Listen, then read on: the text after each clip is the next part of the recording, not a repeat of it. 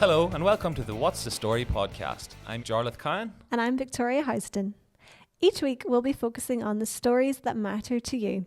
Stories about the people and places that make Tyrone so special. The What's the Story podcast is brought to you by the Northwest News Group, who also print our much-loved newspapers, the Ulster Herald, Strabane Chronicle and the Tyrone Herald. Enjoy the show.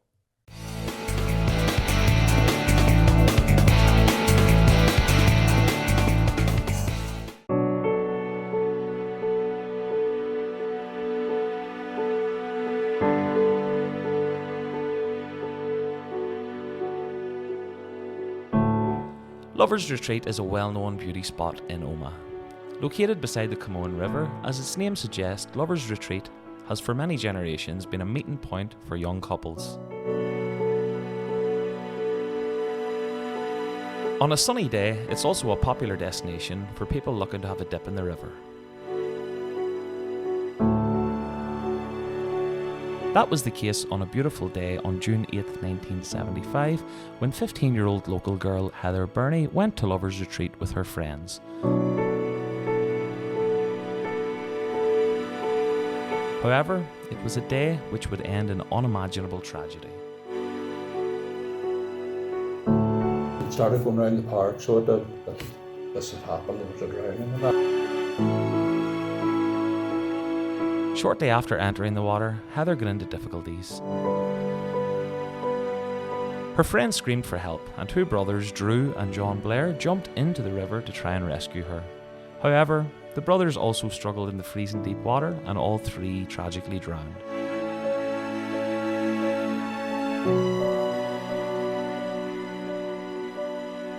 A flute band was later set up in the brothers' memory. It was a great comfort to their parents. She adopted the band, really became her adopted family. It was a way of her coping with the tragedy, like to lost your two sons and your family wiped out.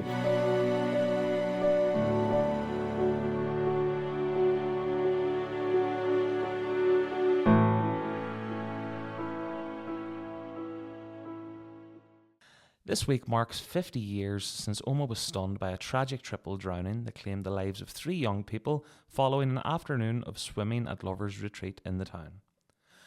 Described at the time as one of the worst drowning tragedies in the Northwest for many years, the incident claimed the lives of 15-year-old Heather Burney and brothers Drew Blair, who was 25 years old, and John, who was 23. The tragedy unfolded after Heather, who had spent the day bathing in the river with her sister Margaret and three friends, decided to go in for one final dip before tea time. She swam to a part of the river known as the Weir, which had a hole almost 10 feet deep. Heather soon found herself in great difficulty as she began struggling in the deep water. One of her friends, 14-year-old Elaine Butler, said at the time, "Heather started bobbing up and down in the water, and we thought she was only playing, but then we realised she was in trouble." Despite Elaine and her friends' best efforts, they were unable to pull Heather from the water. A 13-year-old boy named Douglas Stewart also attempted to rescue Heather, but his efforts were similarly unsuccessful. As the girls cried for help, the Blair brothers hurried to the scene. Without hesitation, Drew Blair jumped into the river and swam towards Heather, but he too got caught in difficulty. Watching from the riverbank, his brother John plunged in to try and save them both. In the days that followed, the Ulster Herald reported it was a very gallant effort by two heroes and gentlemen. All three were in peril when Michael Heverin, a 29-year-old Omagh man, made a valiant attempt to save them. Passing the area at the time, he heard the screams, and as an excellent swimmer, he immediately dived in. He managed to retrieve the bodies of Heather and one of the Blair brothers before making several more dives to recover the other brother. Sadly, all three were pronounced dead upon arrival at the Tyrone County Hospital. 30 years later, in 2005, Mr. Heverin spoke to the Ulster Herald of his sadness at not arriving just a few minutes earlier. It was regretful that he just hadn't arrived a few moments earlier and wasn't able to do something more direct, he said. I had originally hoped that one, two, or maybe all three could have been revived had there been resuscitation skills applied, but that was not the case. If I had someone who knew something about resuscitation on the bank, I could have given them the instruction before I entered the water again. It was just a matter of minutes, but it was unfortunate that I had arrived just a little too late on the scene. At a subsequent inquest, Mr. Heveron's brave actions were brought to the attention of the Royal Humane Society, who later awarded him a certificate stating that he had, at great personal risk, had gone to the rescue of a girl and 2 men who were unfortunately drowned in the Camoan River in Omagh, and whose lives he gallantly attempted to save.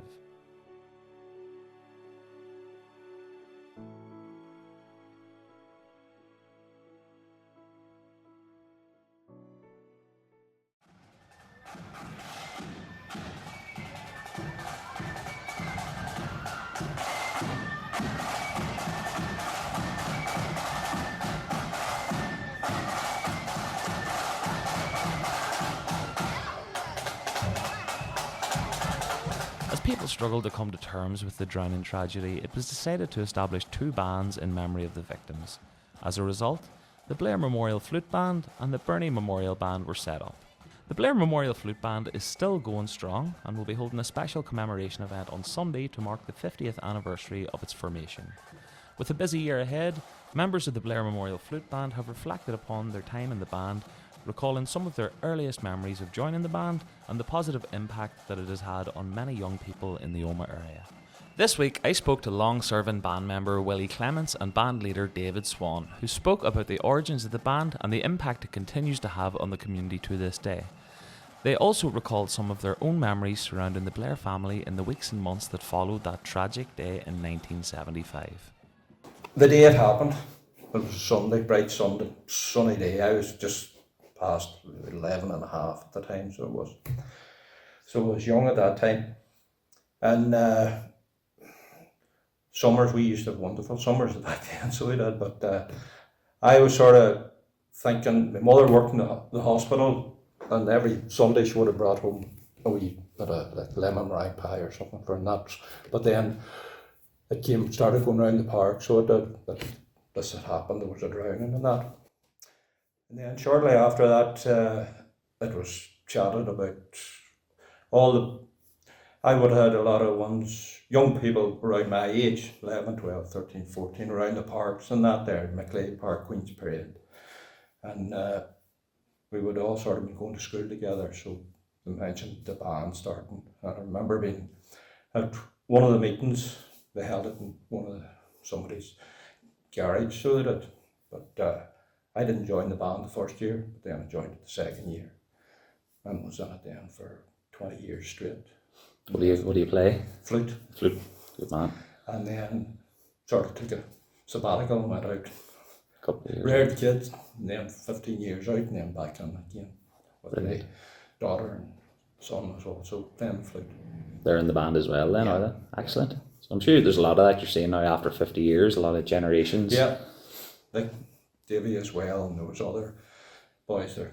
Yeah. Other kids, and the kids were brought into the band. Over the last number of years, you can see that you've second generation coming through. You've a lot of older members just come back with their children looking at there, and they've stayed in, and their children's in it now for a number of years. Like, so it's became a family band. Brilliant. A lot of the families is connected with it. You can trace them back to this first lot of years of the band with that there, and their families is still connected with it, you know. Brilliant. It's great, like a heritage thing like that, like, you know. Yeah, and there at the beginning, you know, as I say, it was something new. Them type of bands were starting up before. You had mostly pipe bands about the area and that there, so it was something new for all the kids to get into. It was like a social thing. There was nothing else to do. You know, you were out playing outside all day when you were that young age and that there.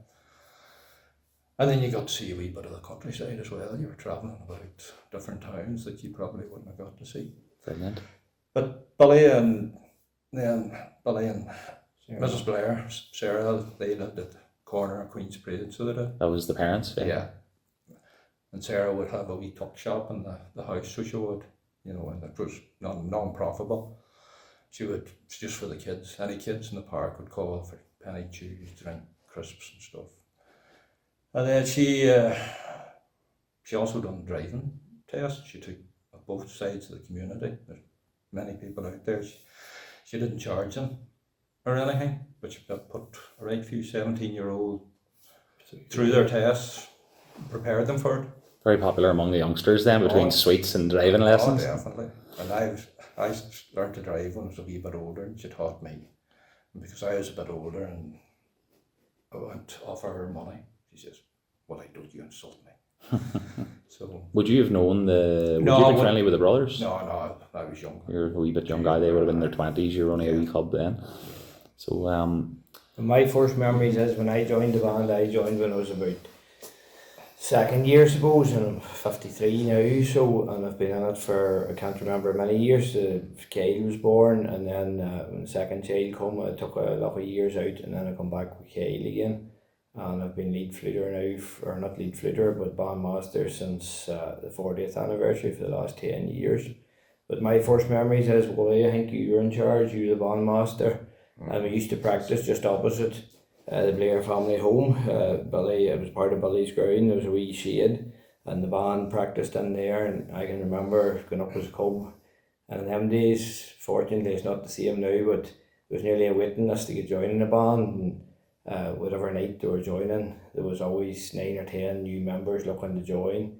And the older hands, they were sitting there, and there was plenty of uniforms, there was plenty of banter, and they gave up their free time to teach us how to learn the flute, the tunes, not there. But I can remember Mrs. Blair coming in and getting to know everybody, and then you could nip into her house at any time, was all he says, for a wee tuck shop and that there. And then when you were going away in a parade and stuff, she was always there along with her husband until he passed away, watching the band heading off on a Friday or Saturday night and making sure the boys was alright. And she adopted the band, really became her adopted family. that's lovely. And, she taught most of the boys, would say, in the band to learn to drive. She done that there. I suppose it was a way of her coping with the tragedy. Like, you lost your 2 sons and your family wiped out and that there. It was must have been sore in the family, like. But thankfully there's a legacy of the band. And I suppose over the last number of years we've done a lot of good charity work and helping mental health and chest, heart and stroke. And last year we done the Strictly Come Dancing for the neonatal unit and for air ambulance. And this year, to mark our 50th year, we're doing Care for Cancer and Marie Curie, 2 kind of local charities. And there's hardly anybody in the band or anybody in the community that hasn't, unfortunately, had a avail of them charities. So, as well as being a band, we're part of the community. We've never lost our identity of being from the hospital road, kind of. That's where it all started, and that's where we try to keep our core. We meet up there, we start all our parades up there on the 4th of July and the 12th, and any big days. And 8th of June this year, is what he says, it was a nice sunny day 50 years ago. We're hoping it'll be sunny day of the year, but that's the biggest day in our calendar of the year. It's 50 years to the day that the tragedy happened, and unfortunately 2 boys lost their lives along with Heather, and that's where the band was formed out of. So we're having a wee dedication up at where it happened, wee short remembrance act and laying a wreath, and then the band will parade down to First Omagh Presbyterian Church, which was the church that the boys went to, and there were leaders in the boys brigade and that in it. So going down there for a service, and everybody's welcome to come to that there. And we're doing dedicating a new banneret and a new band flag the year, which has the crest, the family crest on it. Lovely. So, and then hopefully, or not planned, we're going over to Liverpool the next weekend then to take part in an Apprentice Boys Parade, just as something to celebrate our 50th anniversary. And then later on the 7th of July, a number of us are going to Canada to take part in the 12th in Toronto. And we're tying in a bit of sightseeing around Niagara and going around a lot of Orange Halls and meeting up with a lot of natives that have left here and emigrated to Canada, but have still links with the Orange and links with the Loyal Orders and that there, and knows the history of the band. So we're looking forward to tying in with them as well as doing a bit of sightseeing. Brilliant. And then when we come home, our 50th anniversary parade is on the 17th of July, a Friday night. We're hoping for a good number of bands, local bands and bands from across the province, because we take part in about 30 parades a year all around the province. With strong links with lodges in Scotland that Wally could tell you about. We've been going to Scotland from probably the first year. I was the 2nd or 3rd year anyway. At that time, I remember going as a young punk, 5 years in a row, we went over to the area of Wisha, and it was a wee small town, Overton was called, and we made links there, and then I think we took a gap, and then we made more links with Earth and that. So that has been a kind of a boys in the band throughout the years, coming from working class area and that there, that has been a holiday to them, that's been there. They've looked forward to getting to Liverpool the year, they've looked forward to always going to Scotland and that there, because that's what they've been working till all year. And when we met it in the 40th anniversary, we said, look, see, maybe we've had to go to Canada, and it's not out of band funds, everybody's paying their own way, they're treating it like a holiday, so they set up a wee savings plan of their own and that there, and we have 50 going out along with partners and that there, going out to Canada, but we'll still have a band here for 6 Mile Cross on the 12th, so it's going to be quite a unique year for us that we have a band parading in Toronto in Canada on the 12th of July, and the other half of the band will be parading in 6 Mile Cross on this our 50th year.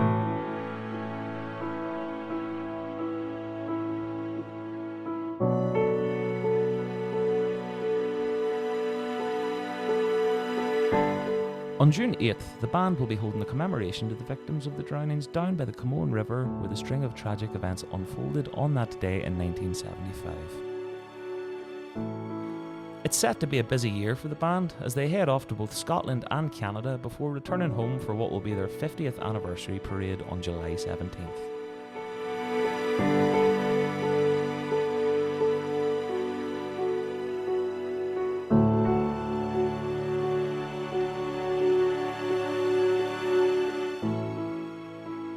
50 years on from the shocking tragedy, the upcoming events and continued activities of the Flute Band will ensure that the memories of Heather, John and Drew, who all lost their lives that terrible day at Lovers Retreat in 1975, will continue to live on.